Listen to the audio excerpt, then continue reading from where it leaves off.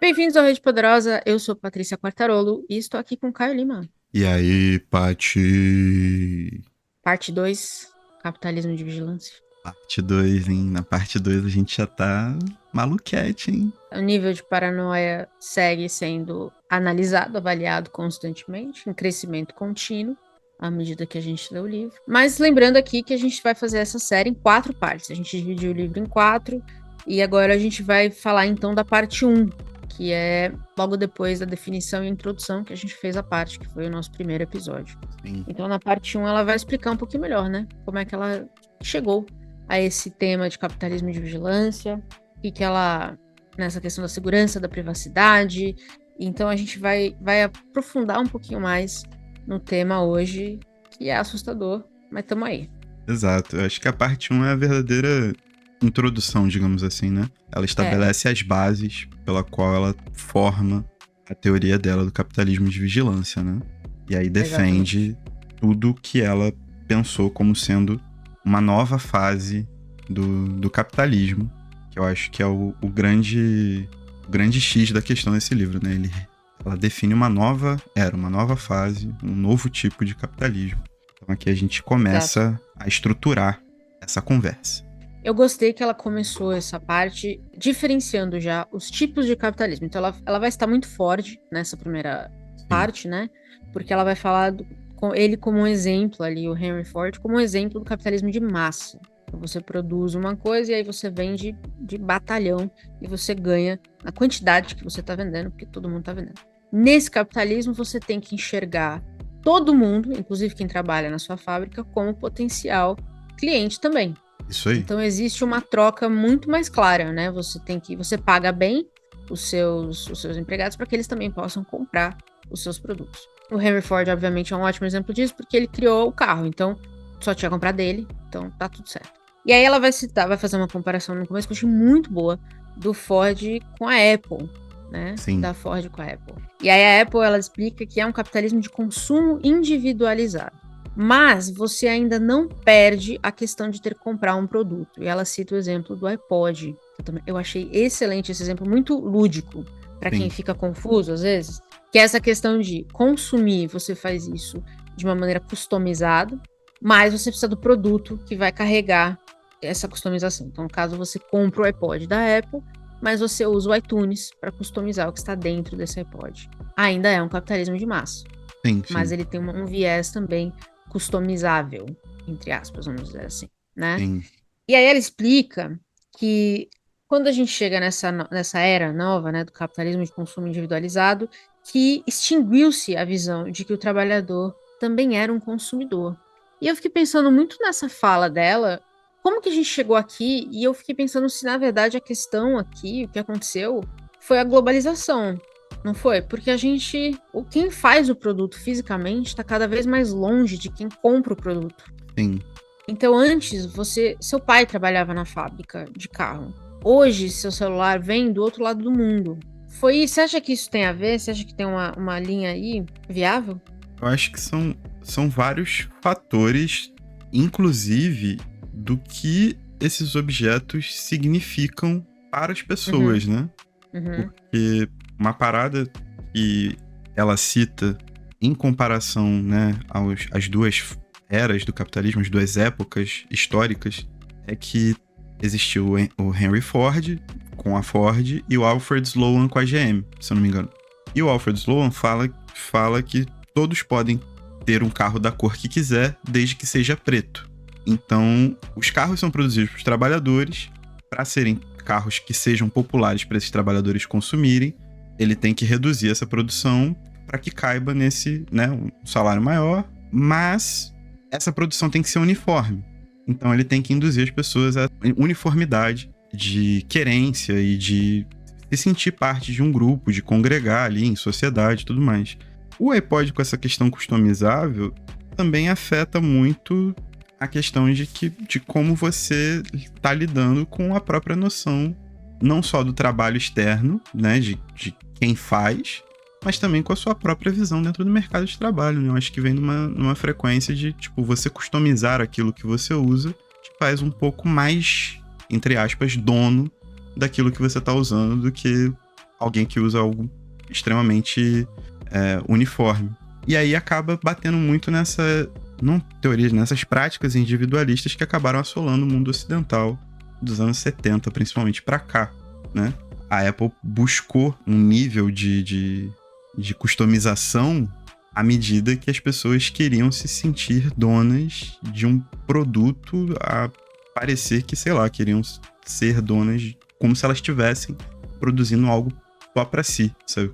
Tem um pouco dessa relação diferente entre ser consumidor e ser dono de algo, sabe? Uma propriedade muito exclusiva, muito individual.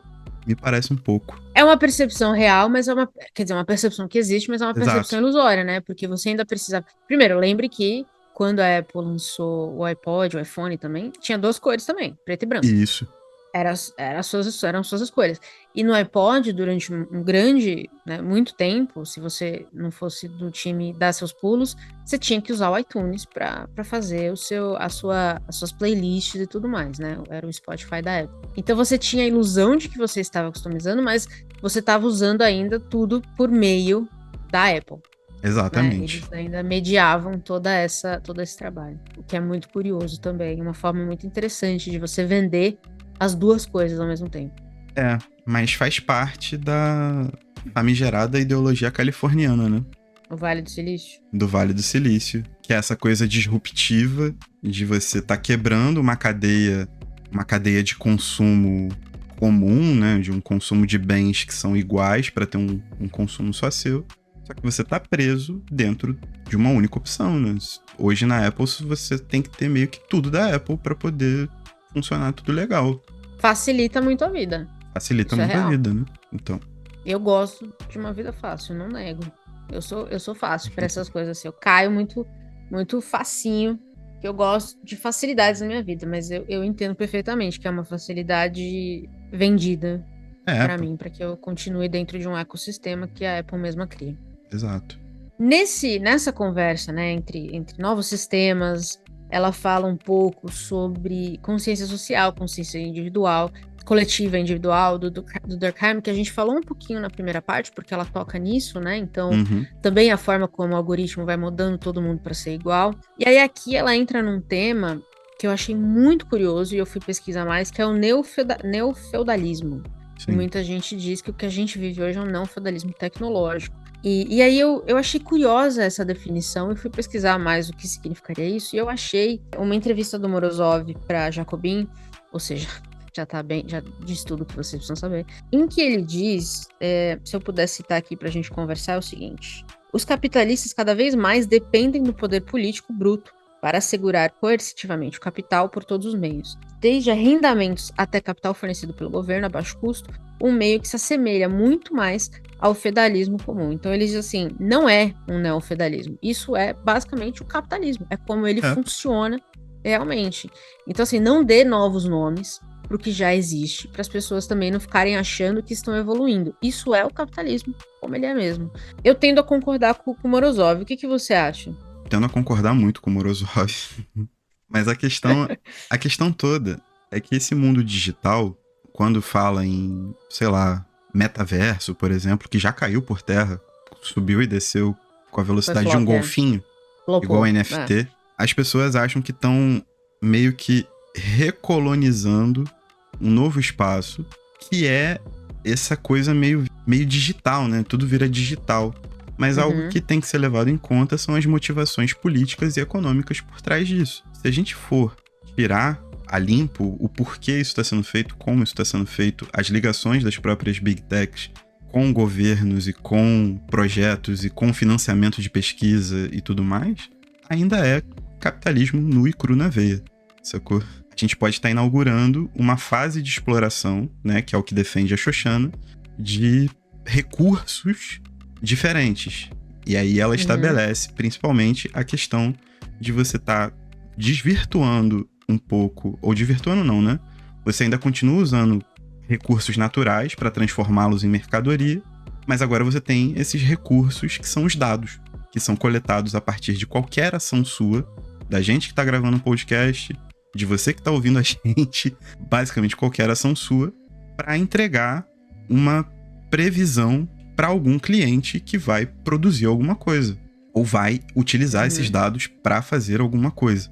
Então ela está falando da criação de um novo produto, mas ainda assim é o capitalismo.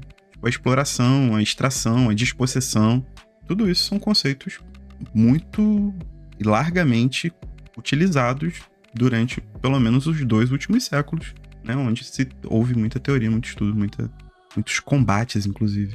O que ela também comenta é que hoje existe, talvez, mais do que nunca, então, se exacerbou uma simetria de poder, né? Sim. Houve uma época em que você ia lá na Ford, comprava o carrinho da Ford, e tá tudo bem, você deixa no máximo ali um cheque, não sei o que você usava na época, uma promissória e tudo mais. Hoje, o Google sabe tudo sobre você.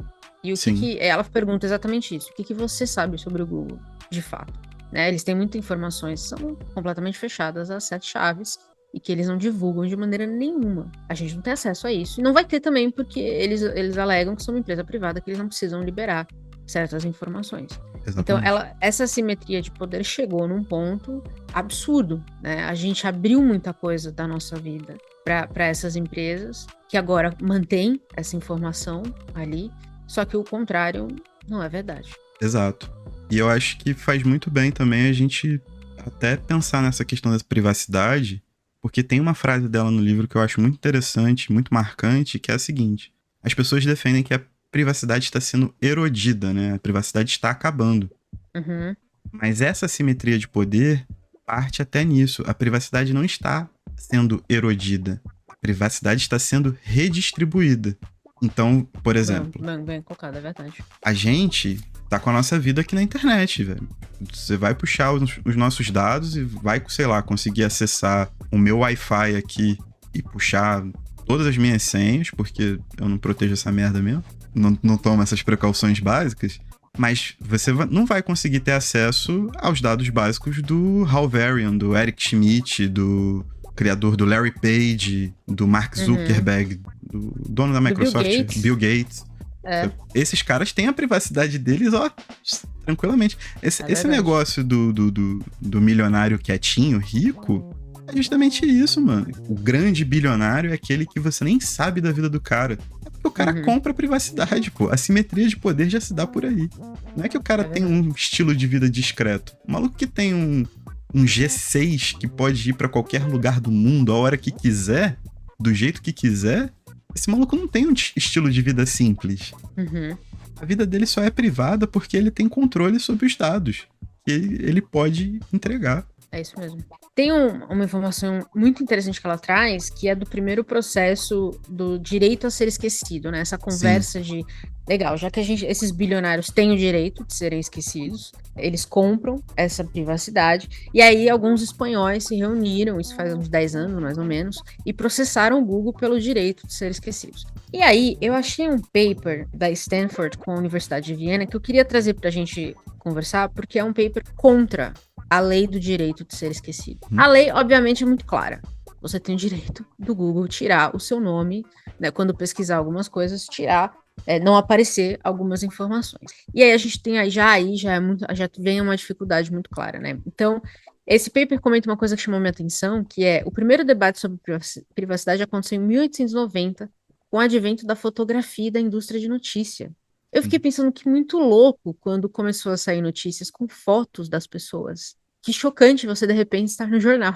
Deve ter sido, assim, um negócio absurdo, né? Tipo, você na capa do UOL. Não obrigada.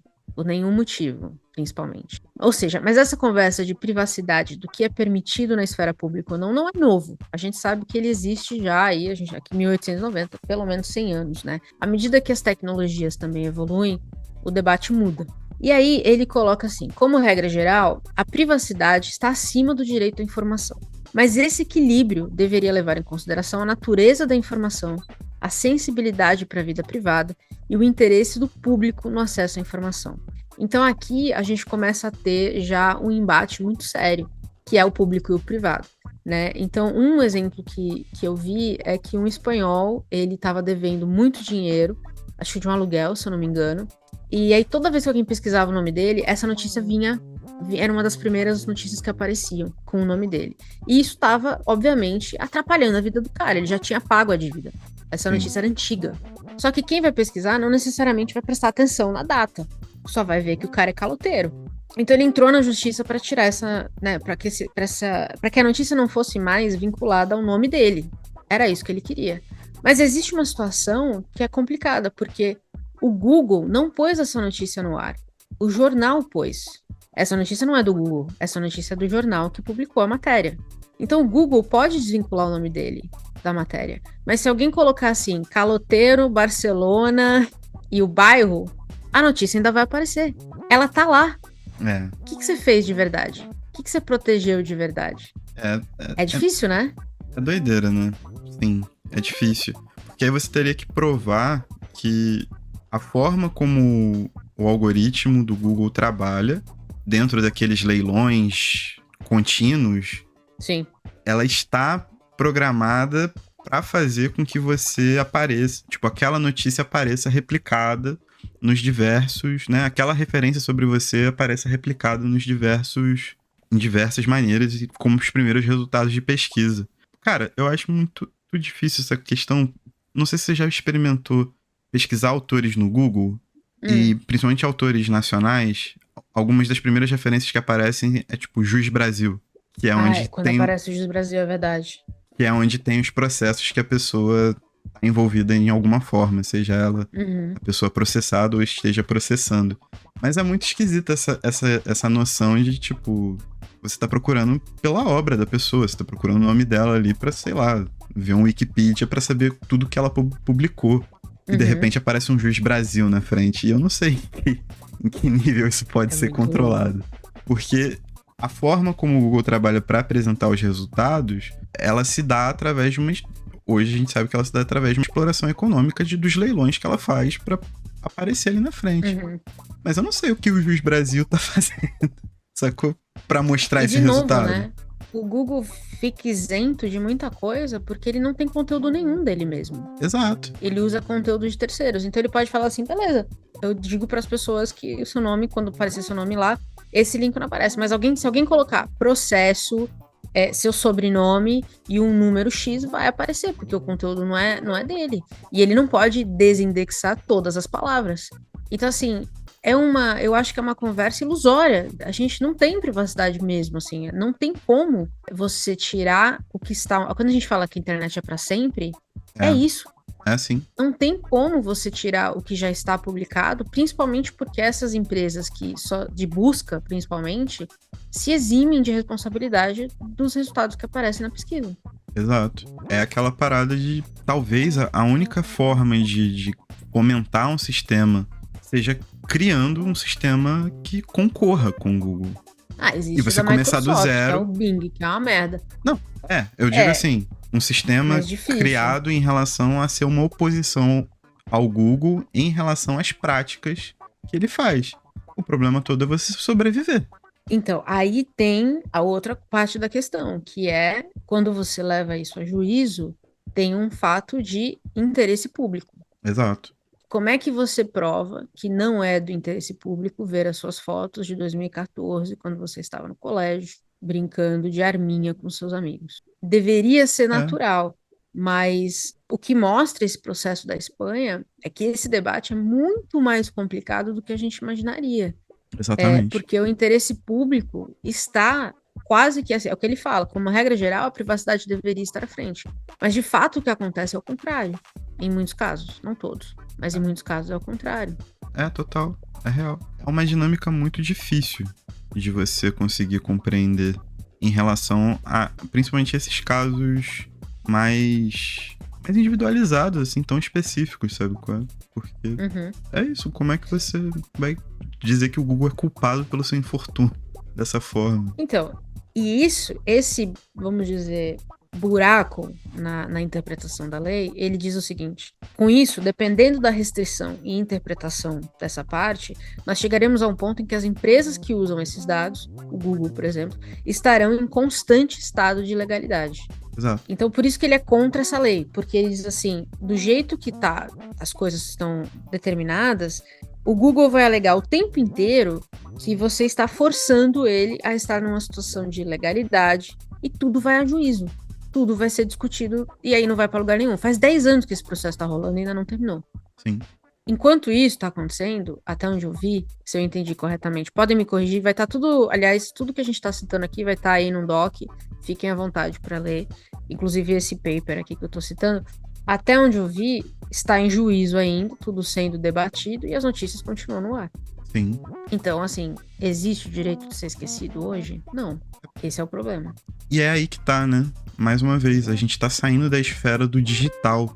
A gente tá indo para outras questões. Exatamente. Começa a afetar outras coisas. Né? O digital deixa de ser digital muito rápido. A gente tá pensando aqui na construção da modernidade como um todo, da esfera público-privada, de conceitos democráticos, republicanos, de individualização, né, da personalidade, da persona, de como tudo foi construído. Então, agora que você falou da persona, me lembra a corporação, Sim. né? Que é essa questão que a gente tem da pessoa jurídica, que tem direitos muito similares ao da pessoa física, principalmente nos Estados Unidos. O documentário é bem focado nos Estados Unidos. No paper, esse advogado fala isso. Ele fala assim: esse debate do direito de ser esquecido é o direito de ser esquecido versus liberdade de expressão. Quem tem direito de dizer o quê, sobre quem e onde. E mais do que isso, é um direito que pode afetar o Google como empresa. O Google pode dizer o seguinte: olha, se eu desindexar o nome de todo mundo, eu não tenho empresa mais. É isso. E aí, como direito da empresa, um juiz pode olhar e falar assim: pô, é verdade, né? Então acabou o processo, realmente não dá para fazer. Você não pode ser forçado a não ter sua empresa. Exato. E por conta disso, as pessoas que se virem com essa questão da privacidade. Aí vai ficar muito a cargo de ações individuais que vão ter que competir com o poderoso Google em juízo e dar a sorte de pegar um juiz que entenda o seu caso como sendo um caso factível de dar ganho de causa, preterindo o Google, e é isso. A depender da regulação de cada país também, porque isso é importante, né? Isso é importante. Então, existe toda uma discussão muito filosófica, muito sociológica, com base no que os principais preceitos da nossa época histórica, da nossa série histórica, desde que grandes empresas foram criadas, que norteiam esse papo, assim, essa conversa, esse debate. O que essas big techs fazem é se apropriar disso no nosso íntimo, né? Porque eles pegam os dados mais privados possíveis da gente, tirar essa privacidade do nosso controle, o que causa uma assimetria ainda maior de poder, se você for pensar em tudo, né? Porque, mais uma vez, está dentro da nossa casa, dentro da nossa intimidade, dentro dos nossos pensamentos, às vezes, e explorar isso da maneira mais dúbia possível, né? Sempre muito dúbio. E lembrando que ela comenta brevemente isso na introdução, e agora ela aprofunda um pouco, que o Google tem sido uma voz muito forte, fazendo um lobby muito forte, principalmente nos Estados Unidos, para a autorregulamentação, né? Eles dizem que os governos não têm como regulamentar um mercado que muda o tempo inteiro, porque realmente é um mercado muito dinâmico, mas as regras básicas não se alteram, elas se mantêm. Então, eles estão aí, inclusive o Google agora está enfrentando um processo do Departamento de Justiça nos Estados Unidos por monopólio de anúncios. O último desses processos foi nos anos 90 contra a Microsoft. A Microsoft ganhou. Então, eu acho que é difícil o Google perder também. Eles têm os advogados poderosíssimos, é o Google versus o governo. Esse assunto específico de anúncio não entra necessariamente nessa questão da privacidade que a gente está falando aqui, são duas vertentes diferentes do Google, mas é interessante acompanhar esse caso, porque se perder, o Google seria obrigado a vender a divisão de publicidade, que é de onde vem hoje 80% da renda. Sim. Então seria um baque poderoso, assim, seria um baque forte. Total. Você falou Google versus o governo, Google versus parte do governo.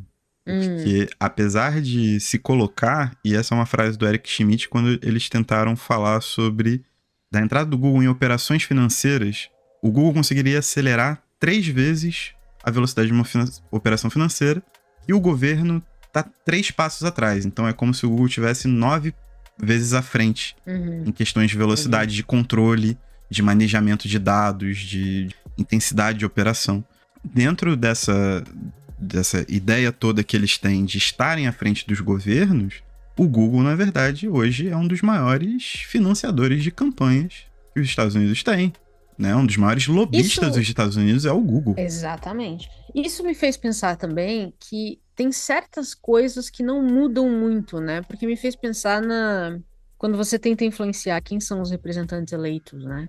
Os que Sim. estão do seu lado. Provavelmente você, de alguma forma, tenta influenciar mais. E aí eu fiquei pensando muito na eleição de 89 aqui no Brasil, que a gente tem casos já, estudos e estudos do impacto do debate da Globo, que manipulou a forma como o Lula era retratado e como o Collor era retratado a favor do Collor. Então, assim, nada de novo debaixo do sol, né? Que são forças de interesses próprios manipulando a representatividade política. Sempre aconteceu, e o Google só está continuando uma grande aí história do mundo, né? Da humanidade. Exatamente. E essas ligações, até puxando algumas referências que eu peguei que eu achei muito interessantes, no livro a Shoshana já fala longamente sobre o envolvimento do Google com a campanha do Barack Obama em 2008, né? Em que o Obama utilizou dados do Google largamente para poder focar zonas de interesse da campanha dele. Tem um estudo muito bom que saiu pela Unifesp, de um brasileiro, obviamente, que tá lá nas referências. E, logo depois, a Shoshana fala no livro que dessas grandes cabeças que ajudaram a fazer essa concentração de dados foi para onde? Foi para numa cadeirinha do lado do Obama. Então, a introdução do Google no governo não se dá só pelas vias lobistas, mas também por vias legais. O Google não fez nada além do que arrumar dados para direcionar a campanha do Obama.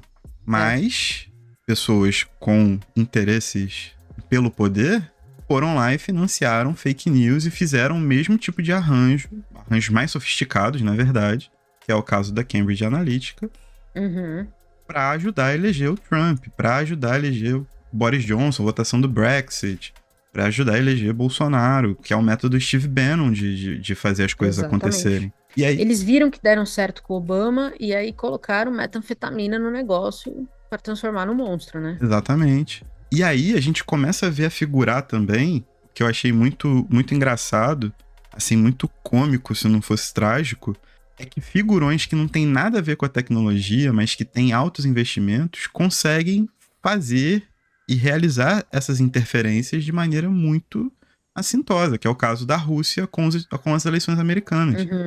Porque o cara que estava por trás disso, o Prigozhin, além de ser um miliciano safado, ele era vendedor de cachorro-quente, mano. Tipo assim, a história do cara é completamente maluca, sabe?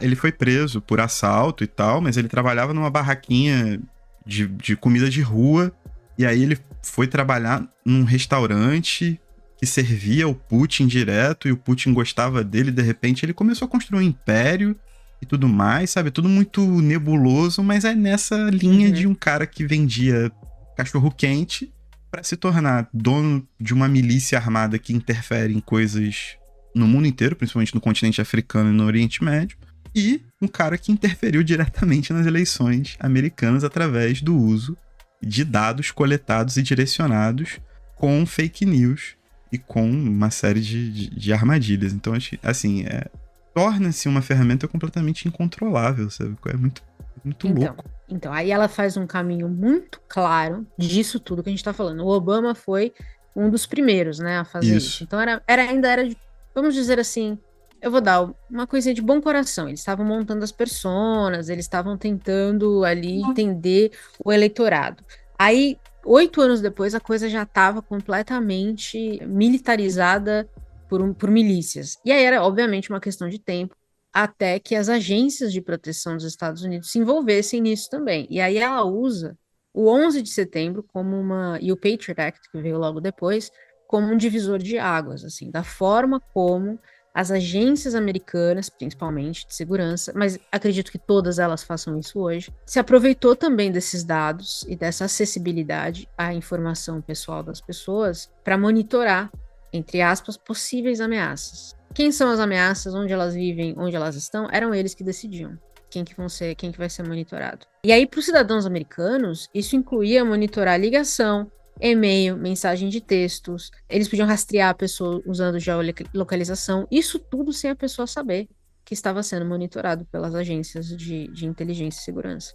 Então, assim, é muito louco, porque eu vi um quadro da American Civil Liberties Union, que analisa tudo isso, né? Essa questão da liberdade social, cívica, versus essas agências. Eles têm um gráfico que reporta que desde que o Patriot Act foi estabelecido, entre 2003 e 2006 especificamente, o FBI obteve mais de 190 mil pedidos de vigilância.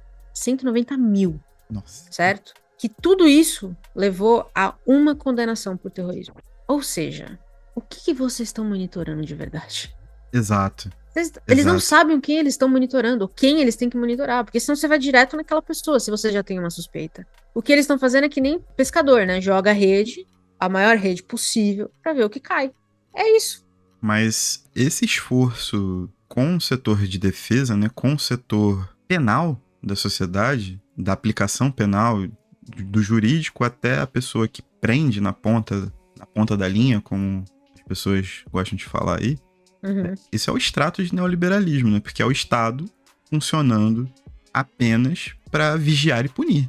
Exatamente. A evolução das parcas fontes de trabalho e dos desertos de desempregados que tem em grandes cidades dos Estados Unidos. Cleveland é uma, Detroit é uma, que eram cidades gigantescas que a gente falou no Mastodonte, pela produção automotiva principalmente, com toda a produção sendo transferida para outros países por conta da mão de obra barata, e aí vem a globalização, esse processo todo. A falta de investimento em educação especializada, falta de investimento em saúde, em transporte público, nas coisas mais básicas para o funcionamento da vida, sobram todas para o setor de defesa, sacou? Exato. E é incrível porque, junto desse setor de defesa, existe uma colaboração muito forte das Big Techs, que vem, nesse Estado diluído, uma oportunidade de substituir o Estado. Então, além de fornecerem produtos que abrigam diversos setores da sociedade, como educação, como saúde, como, inclusive, às vezes, até proteção jurídica básica, alguma coisa do tipo, os setores de defesa coletam informação, nos Estados Unidos principalmente. Eles fundaram, inclusive, uma espécie de uma startup de tecnologia do setor de defesa, que é InQtel, se eu não me engano. E eles têm contratos com o Google, com a Meta, com a Amazon, sacou? Sim. E esses contratos estão sendo elaborados através de projetos que são, assim, simplesmente terríveis. O projeto Maven, por exemplo, que é um projeto de drones basicamente autônomos, sabe? Eles já funcionam meio que no modelo automático. Você vai, programa a rota, programa tudo e só libera. É aquela imagem do nerdola no computador, sabe qual é? Sim. Esse cara pode estar liderando um drone, efetivamente vai fazer, porque já está fazendo, que vai matar pessoas, pô, deliberadamente, sem o menor escrúpulo, né, com a maior frieza. E eu gosto que ela fala, de novo, né, ela deixa a linha muito clara, né, entre o uso, e de novo, eu vou pôr entre aspas, inocente dos dados para simplesmente analisar o seu eleitorado, para o uso dos dados como arma contra a própria população mesmo, assim, com quem a gente tem que eliminar, quem que a gente tem que tirar da conversa, quem que a gente tem que redirecionar para pensar em outras coisas. Ficou muito clara, assim, a forma e muito rápido, né? A gente tá falando assim, a eleição do Obama 10 anos atrás. É isso aí. Então, um pouquinho mais. 15. 2008. 15. Mas mesmo assim, é muito rápido no período de... Lembrando que um processo pode levar isso para ser concluído. Exato. Né? Então, a gente entra aí num assunto que eu gostei muito que ela trouxe, que é o ciclo da despossessão, que é um termo muito usado, na verdade, quando se fala de terra, né? Isso. Despossessão de terra. Então, todo mundo já deve ter visto as notícias sobre remoção de pessoas de determinado lugar. Então, toda vez que a gente fala de despossuir algo, é relacionado à propriedade da terra. E aí a Xoxana traz isso para o mundo digital, mostrando que também os dois mundos vão se intercalando cada vez mais, né? Eles vão se batendo cada vez mais e não dá para fugir disso. Ela comenta sobre a importância de ter uma legislação que, sem isso, ele vira um espaço desprotegido que pode ser usado e invadido a bel prazer, que é o que ela chama de incursão, que é o que a gente vê hoje, né? Como não existem legislações fortes, agora que a gente está começando a ver, e de novo, a gente comentou isso no primeiro episódio, a lei de proteção dos dados, ela é recente, e a gente já tem aí o quê? 30 anos de Google. Sim, então 25. Eles tiveram 30 anos, 25. tiveram aí 25 anos para invadir o nosso espaço, porque não existia uma legislação que dizia que eles não deveriam fazer isso. Eles literalmente colonizaram, né? Exato. E é aquela parada, né? Tipo, a gente trata o digital como um novo mundo, justamente por não existirem leis, né? Um novo mercado. Uhum. Porém, esse mercado assume formas na vida cotidiana, né? Os assuntos, ele é como se fosse um intermediário, que é o que o Google é. O Google é um intermediário. Uhum. O produto dele são os Exato. resultados da pesquisa que ele oferece. Ponto. Assim, o Google básico, ele tem várias... Uhum. Agora tem tudo, né? O digital é esse intermediário para tudo, só que acaba que tudo isso respinga em questões muito prementes da sociedade. Então, Pois é. Então, esse é o período de incursão. Então, sem uma legislação, a gente não tem o que fazer, a gente perde espaço. Só que entra na segunda etapa, que é a habituação.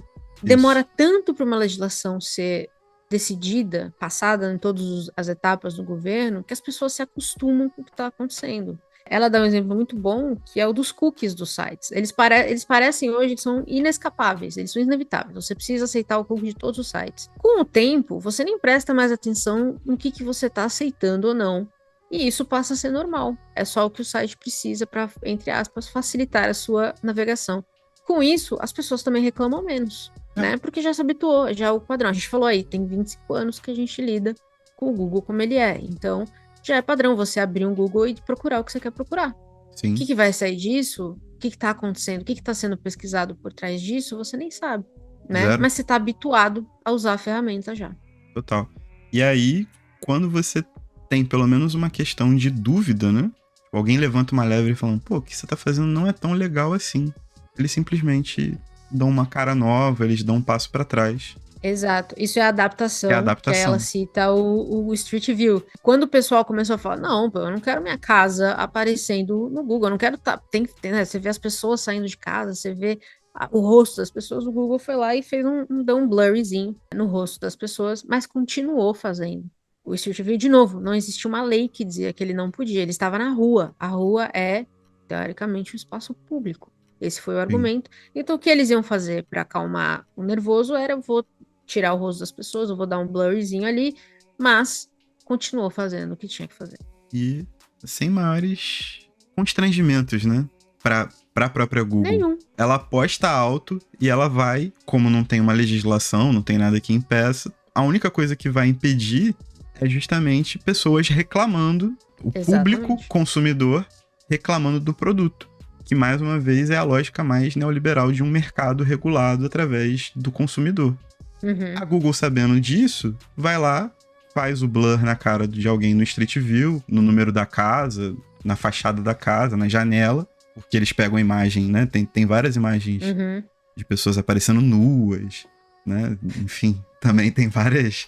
Mundo Estranho é maravilhoso, eu frequentava muito quando era mais novo. E volta como se o espaço público fosse do Google. Tipo, a referência de espaço público que nós temos vem a partir do Google. Exatamente. E por fim, no ciclo que ela cria de despossessão, eles redirecionam a conversa. Eles basicamente, fizeram o mínimo de adaptação e mudam o assunto.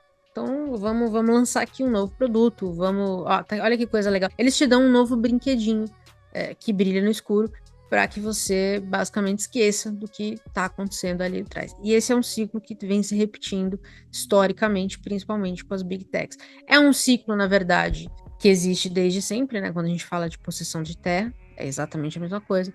Mas quando ela coloca nas Big Techs, eu acho que se aproxima muito mais da gente, porque nem todo mundo é latifundiário, nem todo mundo conhece as disputas de terra, né? É um assunto hoje bem, inclusive, pouquíssimo discutido nas redes, a menos que seja realmente remoção das pessoas. Mas quando você traz isso para o mundo digital, é assustador. Você vê como essa roda gira com facilidade, azeitadinha, assim. Você consegue enxergar o ciclo. É muito louco. Porque... Assustador real. Paranoia nível 62. Inclusão digital, na verdade, a gente já faz parte de uma geração que fez a transição. Mas a geração mais nova nasce no digital, no mundo digital. A geração mais nova nasce sabendo procurar coisas no Google. Agora, provavelmente, perguntando coisas para uma inteligência artificial, seja ChatGPT, seja o Google Bard que a Google está fazendo, para competir. Essas novas gerações vêm alfabetizadas nessa linguagem, sacou? E é isso, basicamente todo mundo é obrigado a produzir dados, né? Todo mundo produz dados. Todo mundo que tem cadastro no site do governo produz dados, porque o governo se utiliza das big techs para poder ter capacidade de armazenamento. É isso. Esse é o tema final dessa primeira parte dela, é o ciclo da despossessão. Ela encerra aqui para começar a segunda parte. Eu acho que a leitura tá... Eu tô gostando muito do estilo da escrita dela, de verdade. Eu acho que ela é muito didática. Então, é o que eu falei, ela traça linhas claras entre os temas que ela quer colocar. Também acho que é importante que ela tem 25 anos de análises para fazer só, né? E não 100, 150, que também seria muito mais complicado. Mas eu acho que a forma como ela tá conduzindo essa conversa tá sendo muito interessante. Me mantém presa na história, sabe? No livro, não na história, né? Me mantém presa no livro e me faz querer pesquisar as coisas. Então, eu tô achando, assim... Até agora, a gente comentou no começo, né? É um livro parrudo, é um livro denso, é uma opinião, né? É um ensaio. Você comentou mais de uma vez, é um ensaio. Isso aqui não é uma opinião técnica, ela tá colocando uma opinião dela. Mas eu acho que a forma como ela coloca tem sido muito, muito interessante. A experiência de leitura tem sido muito boa. O que você tem achado? Eu acho que essa primeira parte, ela tem um trabalho muito difícil, que é unir épocas diferentes com ideias diferentes e tentar mostrar com certa liquidez a maluquice que é em relação a tanta informação acontecendo que a gente não consegue meio que se ligar porque a gente fica simplesmente ansioso. Muitas das coisas são explicadas pelo poder das big techs, que são basicamente grandes oligopólios de um novo produto que são os dados, mas isso vem construído com bases econômicas, com bases políticas, que fazem parte da realpolitik, fazem parte da teoria política que a gente estuda, teoria política e econômica que a gente vê por aí em relação a neoliberalismo, a expressões como colonialismo de dados, que vem na esteira do trabalho da Shoshana com outros pensadores, o próprio Evgeny Morozov que a gente citou. Então, é um trabalho que é muito difícil, mas que ela faz isso com uma clareza e com certa leveza, né, entre aspas, mas com certa graça, e me surpreenderam muito, cara. A gente ainda não entrou exatamente, apesar dos termos, né, da acumulação de dados e de dispossessão digital que ela vai cunhando, a gente vai entrar na teorização do que ela coloca como problemático, acho que a partir da segunda parte. Aqui ela teorizou as bases que fundamentam aquilo que ela enxerga como o capitalismo de vigilância. E ter conseguido reunir toda essa informação para dentro da teoria dela já foi, tipo assim, já foi uma leitura estupenda, né? Assim, já foi muito esclarecedor. Por mais que nós vamos buscando e vamos vendo outras referências, alguns têm até opiniões contrárias, certamente, discutem, debatem, eu acho que o trabalho que ela faz aqui é irretocável nessa primeira parte, é irretocável nesse ponto, de conseguir condensar tantos vieses diferentes que culminam no que a gente vai ver apresentado como capitalismo de vigilância, no funcionamento dessa parada. É estupendo, assim, é meio que um grande épico, sabe? Paranoico? Mas é um grande épico. Exato. O estágio da paranoia, como eu falei, tá em 62, 65 aí de 100, subindo continuamente. E vamos então agora para a segunda parte, que vai ser o nosso episódio 3 dessa série. A gente volta em breve para contar mais para vocês sobre como tá sendo essa leitura, o que a gente tá tirando dela. Mas acho que por hoje, por esse momento, a gente pode descansar com esse episódio. A gente precisa, porque olha, a batida tá sendo pesada. Exato. Lembrando de novo que todas as referências, tudo que a gente pesquisou vai estar num arquivozinho para vocês disponível. Fiquem à vontade para checar tudo e recomendar algumas outras coisas se vocês quiserem. Tem vídeo no YouTube, tem documentário, tem livros extras que a gente pesquisou e um monte de link aí de notícia organizado, links de notícias e papers e tudo mais organizados por episódios. Então acho que a gente tentou deixar o mais didático também possível para vocês. O que a gente pesquisou quando. Cara, é isso, né? Eu gostaria de deixar um lembrete. São 2 lembretes, na verdade. Primeiro, muitos daqueles filmes que a gente assistia de tecnologia, de inteligência artificial, fazem um pouco de sentido nesse contexto. Então, talvez no terceiro ou quarto episódio vocês vejam uma lista de filmes paranoicos que eu vou deixar lá.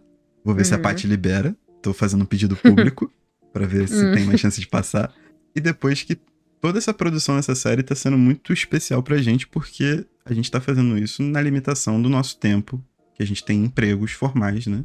Então, além da gente estar fazendo a pesquisa, a gente entende que isso também é uma extensão e que é colaborativo. Então, tendo referências, tendo coisa boa pra passar pra gente, coisa que vai deixar a gente mais paranoico, mais lelé da cuca, a gente tá aceitando. Só que eu acho importante deixar isso bastante frisado. É isso. Gostei. Então, bora pro próximo. Nos vemos daqui 2 semanas, quando sair o nosso próximo episódio. E, Caio, temos um episódio? Temos um episódio. E tchau. Tchau.